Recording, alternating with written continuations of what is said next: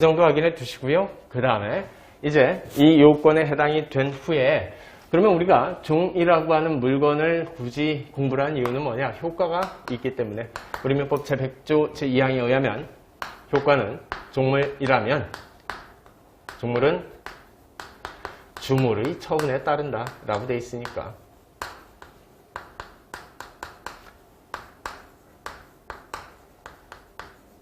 그런데 민법 제100조 제2항 이 종물은 주물의 처분에 따른다라는 이 조항은 임의 규정이라고요? 아니면 강행 규정이라고요? 임의 규정이다. 따라서 양 당사자들 사이에 양도 계약을 체결하며 주물만 처분을 하기로 특약을 맺었거나 혹은 종물만 처분을 하기로 하는 특약을 맺었다면 이 특약은 충분히 유효하기 때문에 일단 그렇게 처분하는 것도 가능하다. 자, 기억하시죠? 자, 그리고 이 규정의 구체적인 의미로서 처분이라고 하는 것의 의미는 우리가 특히 부동산을 전제로 공부를 한다면 특히 일단 이 처분의 형태가 자신들의 의사에 의해서 양도된 사건과 그 다음에 경매 등과 같이 법률로 넘어간 경우, 법률 규정에 의해서 소유권 변동이 이루어지는 경우 둘로 나눴었고요. 자, 일단 만약에 주물에 대한 매매계약을 체결했다면 종물에 대한 매매계약도 같이 체결된 것으로 본다. 라는 의미에서 양도에 있어서도 일단 이 적용은 되지만 다만 종물이 부동산이라면 등기까지 해야 최종적으로 소유권은 이전이 될 것이다. 그 다음에 경매의 경우에는 민법 제187조 법률규정에 의한 물권 취득이기 때문에 법률규정에 의한 물권 취득의 경우에는 등기 필요 없다라고 얘기를 했었죠. 그래서 자, 만약에 주물에 대한 어떠한 경매 매각 명세서가 나왔다면 매각 명세서에 설령 종물이 적혀져 있지 않다 해도 이 경매 절차에서 소유권을 취득한 즉 경락을 받은 매수인이 있었다면 그 사람은 종물에 대한 소유권도 아울러 등기 없이도 바로 취득한다.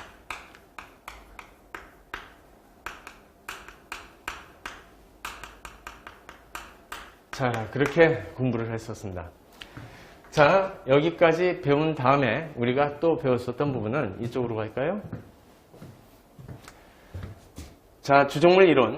이것이 종물은 주물의 처분에 따른다 라고 해서 규정이 되어 있는데 우리가 생각을 했을 때 권리와 권리 사이에도 주된 권리, 종된 권리가 있을 것 아니냐. 그래서 주종물 이론이, 즉 종물 이론은 종된 권리에도 확장 적용하자.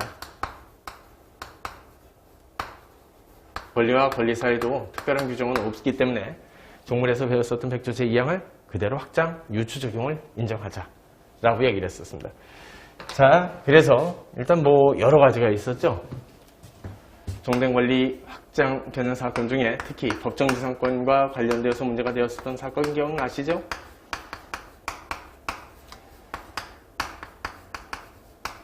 그 이외에도 원본 채권과 이자 채권 네, 문제도 있었고요. 자, 이러한 것들을 우리가 배운 바 있습니다. 자, 그래서 여기까지 해서 이제 물건의 종류 구별 중에 더 구체적으로 이제 문제를 통해서 만나시고요. 자, 주물, 종물 구별이 있었다. 자, 거기까지 확인해 두시고, 그 다음에 이제 또 배웠었던 물건의 종류 구별로서 1위로 가겠습니다. 자, 세 번째로 원물과 과실이라고 하는 것을 공부를 했었다. 그런데 과실의 종류 안에는 두 개가 있었다. 물건 쓰다 보면 그 용법에 의해서 그대로 산출이 되면 과실이 있다. 이건 뭐라고요? 법정과실이라고 했던가요? 아니다. 천연과실이다. 자, 그 다음에 두 번째, 물건의 사용대가로서 취득되는 것이 있더라. 물건의 사용대가로 주어지는 금전, 기타 물건. 이걸 뭐라고요? 이걸 법정과실이라고 부른다. 그러면 어떠한 것이 법정과실인지 아닌지를 살펴보자. 자, 첫 번째, 물건의 사용에 대한 대가여야 되는 것이지 물건이 아닌 권리나 사람의 사용대가에 해당이 되는 것은 법정 과실이 될 수 없다. 자, 그래서 권리 이것이 문제가 됐던 게 특허 사용료가 있었죠. 특허 사용료는 그래서요 법정 과실이라고요, 아니라고요? 아니다. 그 다음에 사람에 대한 노동력에 대한 투입 대가, 이것을 우리는 임금, 월급 내지 일당이라고 부를 수 있는 임금이라고 하는데, 임금 역시 사람에 대한 대가이지 사람의 사용 대가이지 물건에 대한 사용 대가는 아니기 때문에 법정 과실될 수 없다. 자, 사용에 대한 대가를 준다라는 의미는 정상적인 사용 계약을 맺었을 때를 전제로 하는 것이다. 그래서 다른 사람이 다른 사람 물건을 불법 사용했다면 그로써 얻어지는 부당이득이 있을 텐데, 이때 이 부당이득은 뭐라고 부르냐? 우리는 법정 과실은 아니라 이것을 우리는 단순 사용이익이라고 부른다. 그래서 사용이익이라고 하는 것은 법정 과실인가? 아니다. 다만 법적 취급을 할 때 법정 과실처럼 취급을 해주는 것뿐이다 라고 얘기를 했었습니다. 자, 그 정도 확인을 해주시고요. 그 다음에 더 나아가서 국립공원의 이용료는 어떻게 될 것인가?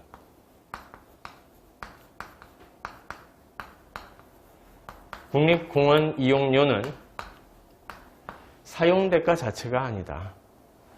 국립공원을 잘 보존하자라는 의미에서 주는 거지, 제가 이 국립공원을 잘 썼습니다 라는 그 대가로 주는 돈은 아니다. 국립공원을 같이 보존하기 위해서 일단 같이 십시일반 모아주는 돈에 해당이 되는 것이, 예를 들어서 법정과실이라고 얘기를 해서는 안 된다. 이런 것이 판례 태도였었습니다. 자, 여기까지가 이제 우리가 권리 객체 부분에서 주로 배웠었던 것이고요. 그 이외의 물건의 종류 구분론은 굉장히 다양한 형태의 종류 구별이 있었습니다. 자, 예컨대 특정물, 불특정물, 내지 가분물, 불가분물, 아니면 더 나가서 대체물, 비대체물 내지 부대체물, 그 다음에 융통물, 불융통물이라고 하는 개념 등도 배운 바 있죠. 자, 그 정도 한번 떠올려 보시고, 자, 이제 문제 들어가도록 하겠습니다. 자, 페이지 169페이지입니다.